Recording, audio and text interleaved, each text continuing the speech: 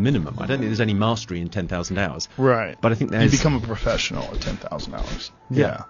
Well, with me, when I got into martial arts, then I realized, like, oh, I'm not lazy.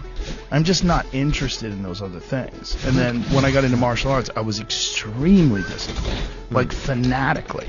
Like I trained every day. I literally lived at the gym. But I taught. You're preaching to the choir. You can't beat your environment. No. And that thing of like finding your tribe, finding your thing. So a lot of people that are lost just haven't found their tribe, their thing. Well, it's hard if you haven't found it yet, because you kind of go, well, it's easy for you to say you found it. I was also not around people that were following their passions. Everyone that I was around was working.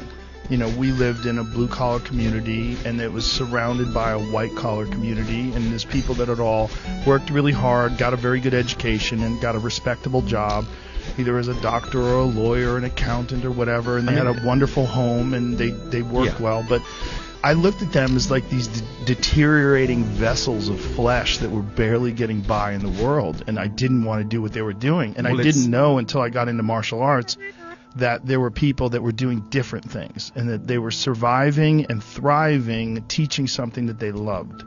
And so that was my path. My path was competition and teaching.